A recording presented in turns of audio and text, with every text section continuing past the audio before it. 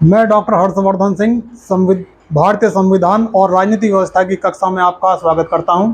मित्रों, इससे पहले हम संविधान के बारे में 8 चैप्टर पढ़ चुके हैं, 8 कक्षाएं पढ़ चुके हैं, जिसमें हमने संविधान सभा का निर्माण, संविधान सभा ने किस तरह से संविधान को बनाया, संविधान की विशेषताएं और संविधान की प्रस्तावना तथा संविधान के विदेशी स्रोतों के बारे में विस्तार से पढ़ चुके हैं। आज हम महत्वपूर्ण टॉपिक है आज का हमारा संविधान की अनुसूचियां। वर्तमान में संविधान में 12 अनुसूचियां हैं। जब संविधान हमारा लागू हुआ था 26 जनवरी 1950 को, उस समय अनुसूचियों की संख्या 8 थी। अब ये बढ़कर के 12 हो गई हैं। बीच बीच में संशोधन होते रहे और संविधान अनुसूचियों की संख्या बढ़ती रही। पहली अनुसूची देखते हैं। पहली अनुसूची में केंद्र शासित प्रदेशों और राज्यों के नाम हैं। वर्तमान में भारत में 28 राज्य हैं। उन 28 राज्यों के नाम पहली अनुसूची में है और 8 केंद्र शासित प्रदेश है वर्तमान में, उनके नाम भी पहली अनुसूची में मिलेंगे। जम्मू कश्मीर जब राज्य था अभी, तो उस समय तक केंद्र शासित प्रदेशों की संख्या 7 हुआ करती थी। जम्मू कश्मीर का 370 हटने के बाद जम्मू कश्मीर का राज्य का दर्जा खत्म कर दिया गया और उसे बना दिया गया केंद्र शासित प्रदेश। तो 2 बनाए गए, जम्मू और कश्मीर को अलग बनाया गया केंद्र शासित प्रदेश, और एक लद्दाख को बनाया गया। इस तरह से केंद्र शासित प्रदेशों की संख्या बढ़कर के 9 हो गई थी। परंतु उसके बाद फिर से 2 केंद्र शासित प्रदेशों को मिला करके एक बना दिया गया। अक्सर सवाल भी आया है कि कौन से केंद्र शासित प्रदेशों को एक कर दिया गया, तो वे थे दादर नगर हवेली, दादर नगर हवेली,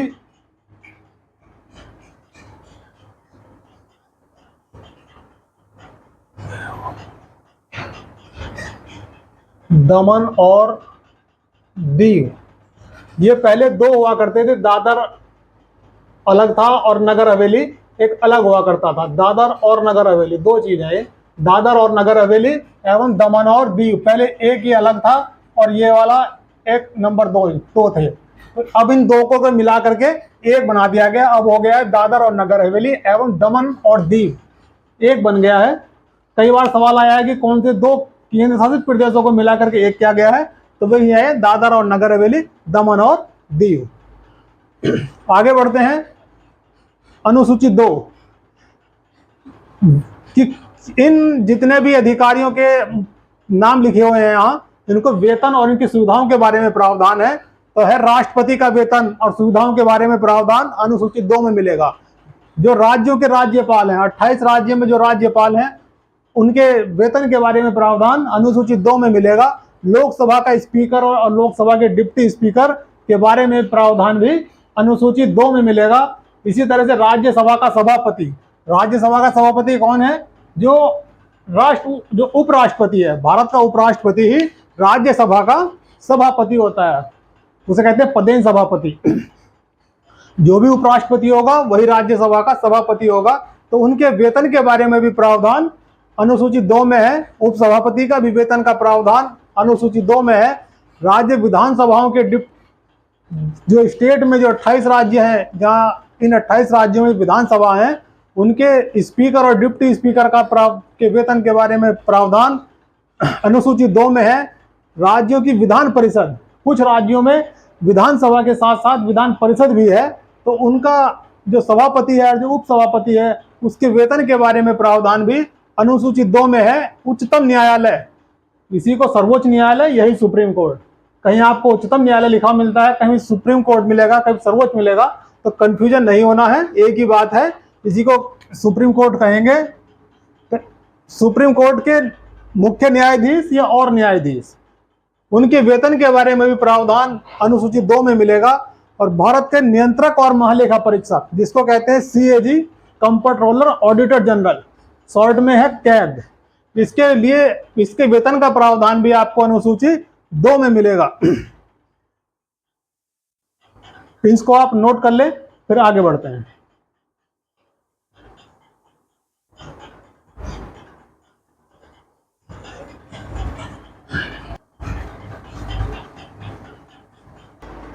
आगे बढ़ते हैं। अनुसूची 3।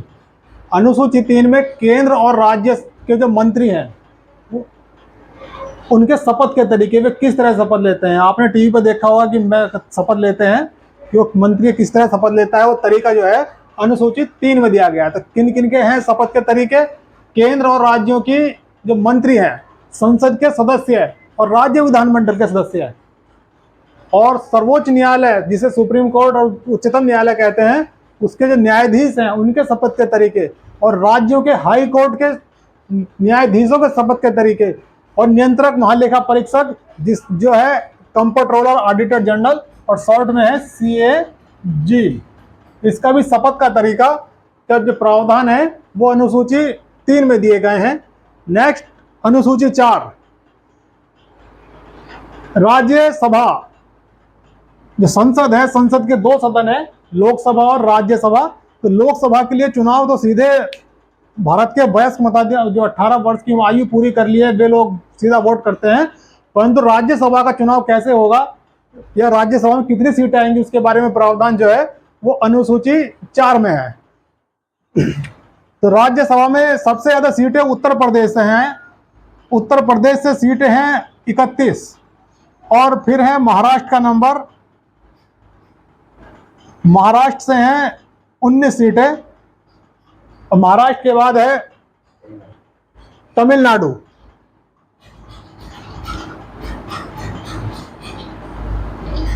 तमिलनाडु से 19 सीटें हैं। तो सबसे ज्यादा वाला याद रखना है आपको वैसे तो सबसे ज्यादा 31 हैं उत्तर प्रदेश से, और महाराष्ट्र से हैं 19 दूसरे नंबर पर है, और तीसरे नंबर पर है तमिलनाडु। इनका अनुसूची 4 में केवल इनकी संख्या दी गई है। थोड़ा सा आगे बढ़ते हैं अनुसूची इससे भी जरा। इनका कार्यकाल 6 वर्ष का होता है। तो 6 वर्ष का कैसे होगा? 31 के 31 6 वर्ष नहीं होगा, हर एक 2 साल के बाद चुनाव होता है। तो 2 साल के बाद चुनाव किनका होगा? 10 का लिए एक बार होगा, फिर 10 का होगा, और फिर एक बार 11 का चुनाव होगा। इस तरह से इनकी संख्या 31 बन जाती है। इसको आप नोट कर लें, फिर आगे बढ़ते हैं।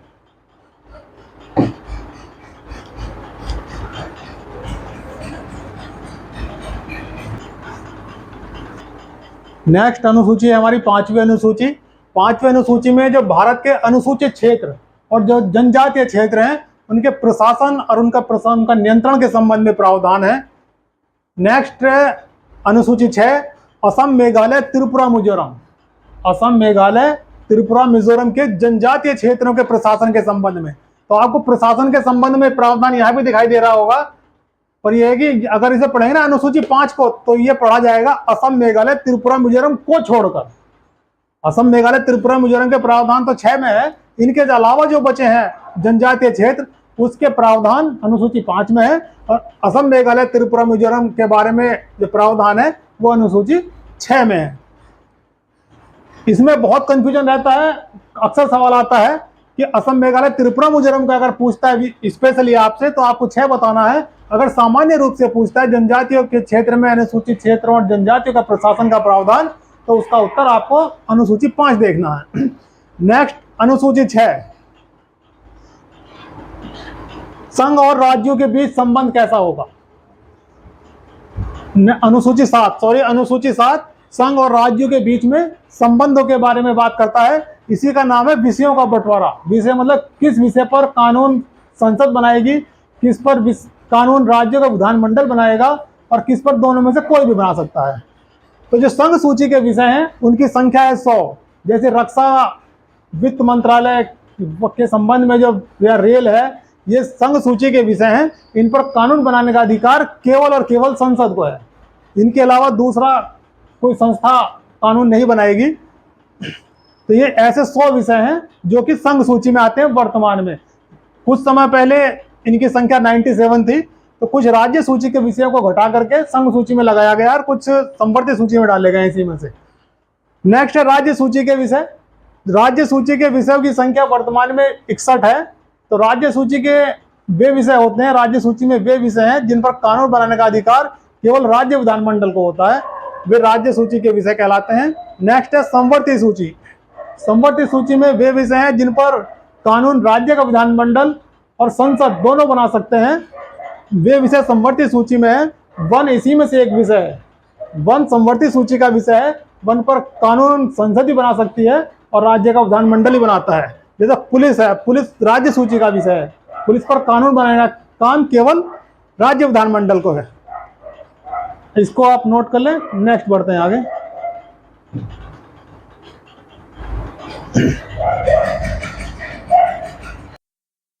नेक्स्ट अनुसूची 8 अनुसूची में भाषाएं दी गई हैं कि भारत की जो आधिकारिक भाषाएं हैं, संविधान में जिन भाषाओं का उल्लेख है वे अनुसूची 8 में दी गई हैं। वर्तमान में इनकी संख्या 22 है। जब संविधान लागू हुआ था उस समय इनकी संख्या 14 थी, तो धीरे धीरे 1 बाय 1 करके बढ़ती गई और वर्तमान में इनकी संख्या हो गई है 22।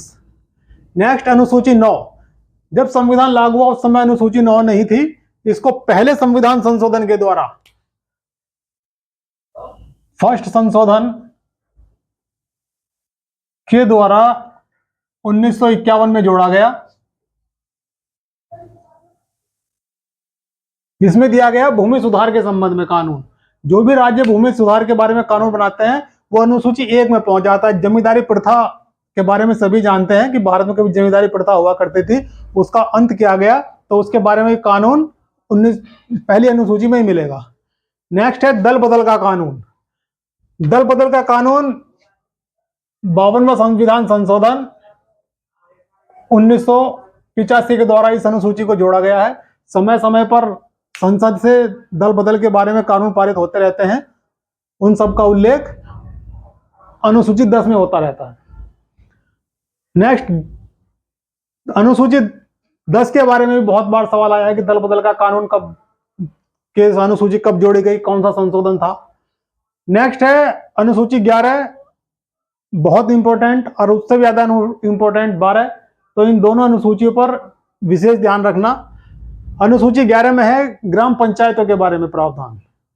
ग्राम पंचायत तो में इस अनुसूची में 29 विषय दिए गए हैं। जैसे हम राज्य सूची, संघ सूची, संवर्धित सूची पढ़ रहे थे, उसी तरह से यहाँ पर भी 29 विषय दिए गए हैं जिन पर कानून बनाने का अधिकार ग्राम पंचायत को होगा। उनमें कौन से विषय होते हैं? गांव की साफ सफाई, नाली की व्यवस्था, पशुओं की व्यवस्था, ये सब कानून बनाने का काम ग्राम पंचायतों को होता है। ऐसे इस अनुसूची को भी बाद में जोड़ा गया। 73वां संविधान संशोधन बेहद इंपॉर्टेंट, अक्सर पूछता है कि ग्राम पंचायतों को कब जोड़ा गया। 73वां संविधान संशोधन 1992 1993, मतलब 1992 में कानून पास हो गया था, 93 इसको लागू किया गया है, इसीलिए 1992 93 है। नेक्स्ट नगर पालिकाओं के संबंध में प्रावधान। जैसे यहाँ 29 विषय थे, ऐसे ही यहाँ पर नगर पालिकाओं में 18 विषय हैं। इन कि कौन सी में 29 है, कौन सी में 18 है, कंफ्यूजन ना हो इसके लिए एक ट्रिक है छोटी सी। वैसे तो बहुत सारे लोग ट्रिक बना रखी है पूरे संविधान की, पर ऐसी कोई ट्रिक हो नहीं सकती, क्योंकि जो ट्रिक से पढ़ेगा वो कुछ समय तक तो याद रख सकता है, लंबे समय तक ट्रिक वाला याद नहीं रख सकता। लंबे समय के लिए आपको समझ के ही पढ़ना पड़ेगा, रटना पड़ेगा। समझ लो और उसे रट लो। 29 के बारे में मेरे पास एक ट्रिक है कि भाई ग्राम पंचायतों के बारे में 29 है, नगर पालिकाओं में 18 है, इसको कैसे याद रखें। जितना आप मान ले कि गांव में जो आदमी रहता है उसके काम ज्यादा होते हैं, शहर वाले के पास काम कम है, गांव वाले के पास ज्यादा काम है, तो यही मान ले कि 29 विषय जो कहाँ पर है वो ग्राम पंचायतों में। शहर वाले के पास काम कम है तो 18 है, पर 18 और 29 तो आपको याद रखना ही पड़ेगा इसमें तक। तो नगर पालिकाओं वाले को भी बाद में जोड़ा गया। इसे जोड़ा गया 74वां संविधान संशोधन 1992 और 1993, लगभग एक साथ ही हुए हैं। तो नगर पालिकाओं का अक्सर पूछा जाता है कब जोड़ा गया, कौन सा संशोधन था, तो इसको 74वां, उसको 73वां याद रखना है। 18 विषय हैं जिन पर कानून बनाने का अधिकार नगर पालिकाओं को होगा। ये इस तरह से हमारा अनुसूची का टॉपिक पूरा हो गया है। आशा करता हूं कि आपकी समझ में आया होगा। अच्छी तरह से समझने के लिए आप इसको बार बार सुनने का कोशिश करें, देखने की कोशिश करें। धन्यवाद। आज के लिए इतना ही।